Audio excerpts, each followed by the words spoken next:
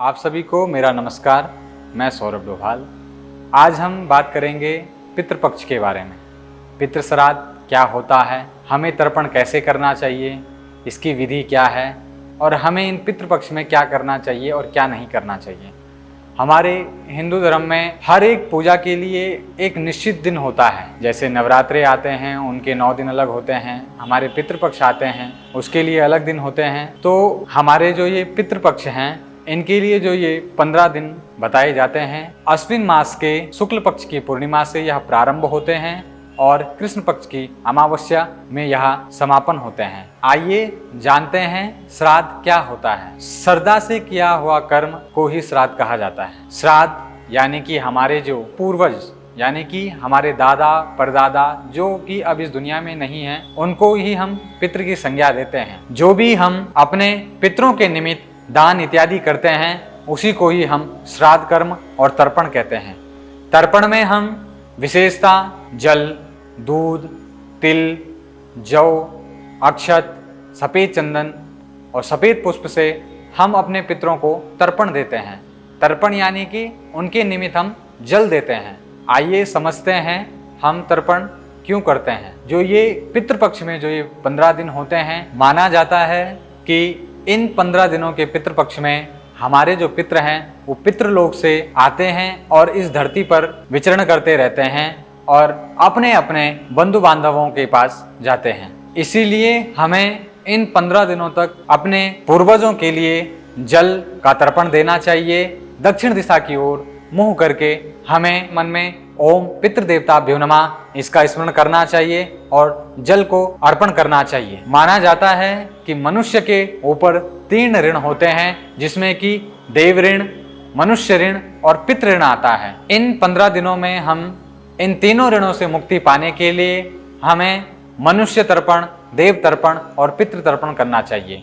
जिसमें कि हम जब तर्पण विधि करते हैं, हमारे घर में जो ब्राह्मण आते हैं वह विधिवत तीनों ऋणों से हमें मुक्ति के लिए तर्पण करवाते हैं और अपने पितरों के निमित्त हम जितना हमारा सामर्थ्य होता है, हम अपनी इच्छा अनुसार श्रद्धा पूर्वक ब्राह्मण को दान करते हैं, उनको भोजन इत्यादि करवाते हैं। तर्पण के बाद पंचबलि का विधान बताया जाता है, जिसमें कि गौ बलि गाय के लिए, श्वान बलि कुत्ते के लिए, काक बलि कौवे के लिए, देव बलि देवताओं के लिए और पिपलिका बलि चींटियों के लिए बताया जाता है। इन पंचबलि को हमें विधिवत देना होता है और इनके लिए हमें भोजन निकालना चाहिए और उसके बाद हमारा जो ये श्राद्ध कर्म है ये पूर्ण होता है।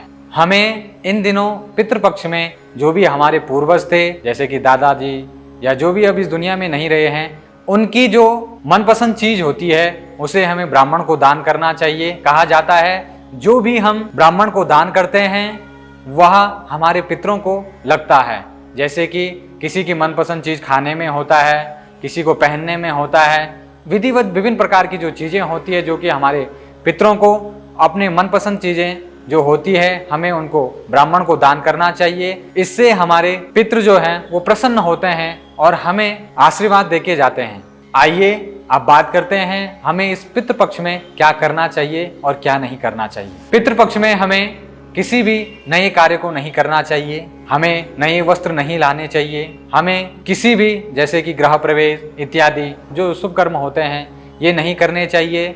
हाँ, जो हम वस्त्र लेते हैं अपने पितरों के निमित्त वो हम ब्राह्मण को दान करने के लिए ले सकते हैं, बाकी अन्यथा हम अपने लिए नहीं ले सकते हैं। हम जो भी हमारे शुभ कर्म होते हैं हमें इन 15 दिनों में नहीं करना चाहिए, क्योंकि कहा जाता है कि इन 15 दिनों में हमें श्रद्धा से अपने पितरों में ही रमण करना चाहिए और हमें इन 15 दिनों तक विधिवत अपने पितरों को पूजना चाहिए और जिस जिस तिथि में हमारे पूर्वज का देहांत हुआ है हमें उन तिथियों में उनका श्राद्ध कर्म करना चाहिए। और जिस व्यक्ति को अपने पितरों के तिथियों के बारे में ज्ञात नहीं होता है, पता नहीं होता है, तो उन सब के लिए सर्वपितृ अमावस्या आती है, जो कि अमावस्या तिथि में हम अपने भूले बिसरे जो भी अज्ञातवास में जो भी हमारे पितरों का जो भी देहांत हुआ है जिनका हमें ध्यान नहीं है, उस दिन हमें ब्राह्मण को बुला के पितृ तर्पण करना चाहिए, श्राद्ध कर्म करना चाहिए और अपने सामर्थ्य अनुसार ब्राह्मण को दान करना चाहिए। और सर्व पितृ अमावस्या में हमें सभी पितरों के निमित्त दान करना चाहिए, तर्पण करना चाहिए, श्राद्ध करना चाहिए। आइए अब जानते हैं कि इस पितृपक्ष में कौन कौन अपने पूर्वजों के निमित्त तर्पण कर सकते हैं। जैसे कि माना जाता है कि एक व्यक्ति अपनी 3 पीढ़ियों तक अपने श्राद्ध कर्म को कर सकता है। जैसे कि पिता, पिता के बाद दादाजी और दादाजी के बाद परदादाजी, इन 3 पीढ़ी तक एक व्यक्ति तर्पण कर सकता है। और कहा जाता है तर्पण का सर्वप्रथम अधिकार जो है वो पुत्र का होता है। अगर किसी व्यक्ति का पुत्र नहीं है तो उसके चाचा, ताऊजी इत्यादि का जो बेटा होता है वो भी अपने चाचा, ताऊजी का तर्पण करवा सकता है और बंधु बांधव में करवा सकते हैं।